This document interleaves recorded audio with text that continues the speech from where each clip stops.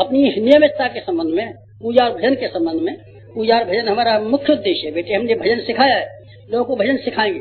भजन के प्रति बड़ी हमारी निष्ठा है। तो अभी आप क्या कह रहे थे? अभी हम ये कह रहे थे कि भजन को तू जिस तरीके से करना चाहता उसकी मैं बात कहता हूँ। मैं जो भजन दिखाता हूँ वो तो हमारे जीवात्मा का साबुन है, वो तो हमारा जीवन का ढोतारा है, वो तो हमारा प्राण है। हम रोटी खाए बिना जिंदा रह सकते हैं, लेकिन भजन के बिना जिंदा नहीं रह सकते, क्योंकि हमारे लिए सांस की जरूरत है और भगवान के प्रकाश की जरूरत है। सांस और भगवान का प्रकाश हमारी दृष्टि से दोनों एक बराबर है, लेकिन हमारा अलग है, आपका अलग है।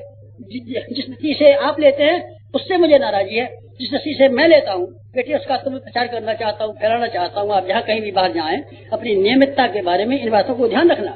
आपकी किसी चीज में नागा हो जाए, आज तो बड़े थके हुआ है, ला अभी सोएंगे नहीं, बेटे संध्या का समय है तो पहले संध्या करना।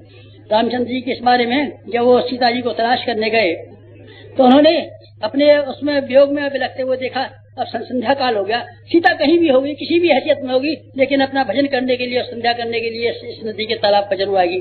संध्या के बारे में गिरहस्ती मत करना, संध्या के बारे में नागा मत करना, नागा की मत करना। भजन के बारे में कहीं नागा मत करना, भजन के बारे में कहीं नागा मत करना। और जवान से आप मिठास बरसाना, अमृत बरसाना, प्यार बरसाना और लोगों की प्रशंसा करना। आप में जो आदत सारी जिंदगी भर रही है, शायद वही आदत वहाँ भी जाने लगे तो बेटे हमारी भी इज्जत खराब हो जाएगी, तेरी भी इज्जत खराब होगी। बाहर जहाँ कहीं भी जाए जिन लोगों से, उनकी प्रशंसा करना तेरा पहला काम है।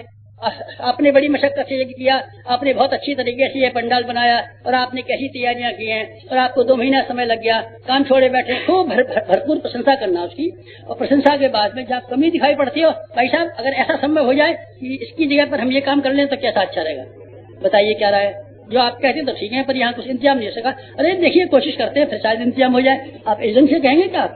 आप उसके प्रेस्टेज को चोट मत मारिए, अहम को मत मारिए चोट, आप इस ढंग से मत कहिए जिससे उसकी इज्जत। अरे आपको तो क्या आता है, देखिए ये बना के रख दिया है, ये देखिए पंडाल कहीं ऐसा होता है, ये तखत जिसमें हम बैठेंगे ये टूटा हुआ तखत है, और देखिए आपको तो ये भी नहीं आता, ये भी नहीं आता।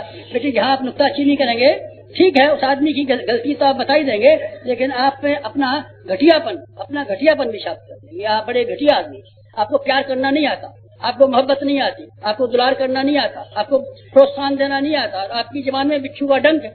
आपको बिच्छू का डंक लेके मत जाना। हमने कोई ऐसा बनप्रस्थ नहीं बनाया है, कोई ऐसा नेता हम नहीं बनाना चाहते जो बिच्छू का डंक जीव में लेकर के जाए।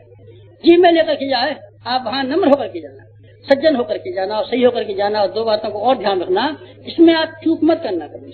इसमें आपने चूक कर डाली तो हम मर जाएंगे बस।